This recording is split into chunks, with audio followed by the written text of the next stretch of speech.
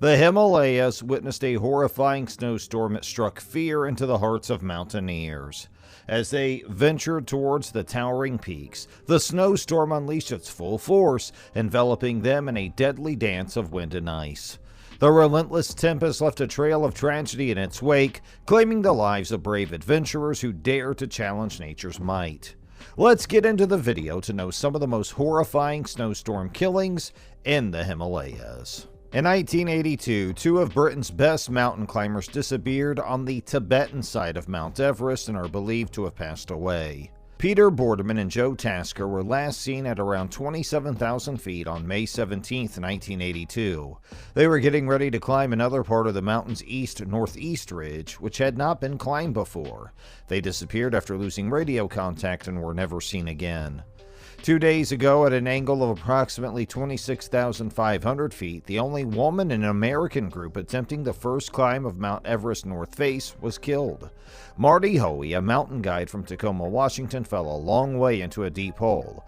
They couldn't find her body.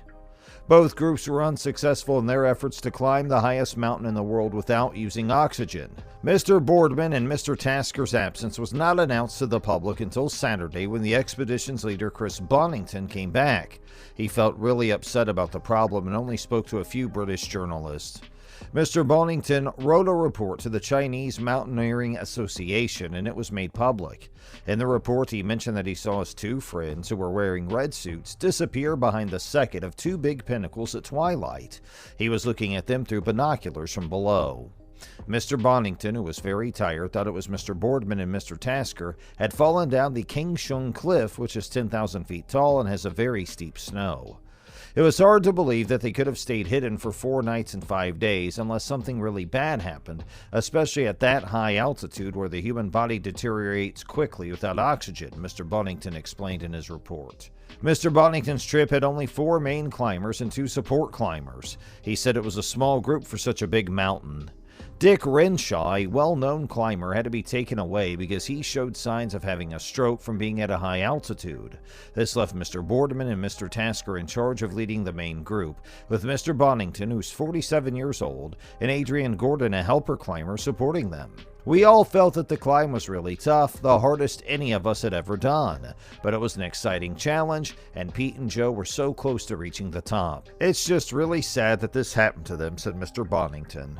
Mr. Boardman and Mr. Tasker went missing, which reminds me of a similar mystery from 1924. Back then, 2 members of a British expedition named George Mallory and Andrew Irvine disappeared after being seen less than 1,000 feet away from the top. For more than 50 years, people have wondered if they completed the climb before they were killed. Mount Everest was officially climbed for the first time in 1953.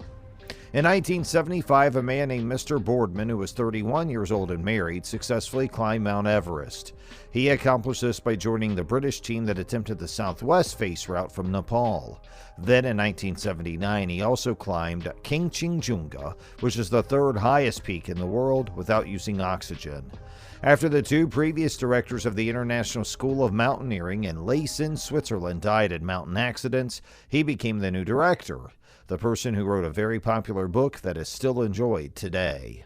Mr. Tasker, who was 33 years old and not married, had a very impressive climbing background. He was the first British person to climb the Eiger's North Face in Switzerland during winter. He also climbed Kangchenjunga without using oxygen. Both climbers were famous for climbing together up the steep west wall of India's Chengabang Peak, which is 22,520 feet tall. Mr. Boardman wrote a famous book called The Shining Mountain about his climb. It's a well-known and important book in the world of mountain climbing. Last summer, Mr. Boardman and Mr. Tasker went with Mr. Bonington to climb Mount Kungur in the Chinese Pamirs. Mr. Bonington said in his report that that both of them were really good at making decisions in the mountains. They were brave and determined and also careful and thoughtful. The climbing world is really going to miss them a lot. The American climbers from Seattle, led by Lou Whitaker, tried 4 times to reach the summit from their camp at around 26,600 feet. They faced strong winds, freezing temperatures, and blizzards, but were not successful. They say Miss Hoey died during the second attack on the top. Frostbite came back. Larry Nielsen, a member of the American team, climbed by himself to about 27,500 feet on his third try. However, he had to come back because he got very bad frostbite and had to be pulled down the mountain. The fourth attack was canceled because of avalanches. Last October, a team from San Francisco in the USA decided to stop their journey at 22,000 feet because the weather was very bad. In the coming spring, a team from the United States will try to climb Mount Everest from Tibet. Climbers from the U.S. have successfully reached the top of Mount Everest when starting their journey from Nepal, but they've not been able to do so when starting from Tibet. China has become a popular destination for mountaineers because it has the highest mountains that no one has climbed yet, and has lots of unexplored alpine areas. Teams from Japan, Italy, Spain, and Chile are planning to climb Mount Everest next year. Peter Boardman was a climber and writer from England. He was born on December 25, 1950, and passed away May 17, 1982. He is famous for doing many exciting and not heavy trips in the Himalayas with Joe Tasker. He also wrote about mountains. Boardman and Tasker died on Mount Everest Northeast Ridge in 1982. The Boardman-Tasker Prize for Mountain Literature was created to honor them. The news of Boardman's death was shared with Hilary Boardman in Leysin and Dorothy Boardman in Manchester through media. A memorial service happened on July 11, 1982 at St. George's Church in Stockport.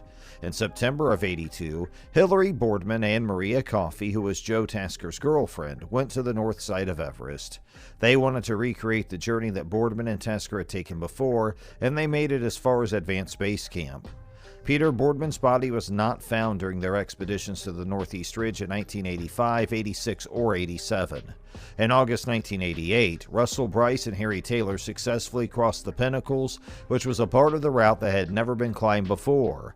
They then descended down North Ridge. Because of the heavy snow from the monsoon, they couldn't see any signs of Boardman or Tasker. In 1992, a group of people from Japan and Kazakhstan went on a trip together. They tried to climb the Pinnacles but couldn't make it to the very top. They found a dead person past the second highest point on the Rongbuk side of the ridge at around 8,200 meters. Vladimir Suviga took some pictures and sent them to Chris Bonington. These pictures helped them identify the body as Peter Boardman because of what he was wearing and how he looked. In 1995, a group from Japan successfully climbed the entire ridge. They found a dead body that they thought might be Joe Tasker's. Chris Bonington looked at all the evidence again and decided that both sightings were of Boardman. He compared the descriptions and photos from each expedition and realized that it was the same person as the original sighting, which was Pete. And that's all for today's video, but we'll be right back with more videos soon.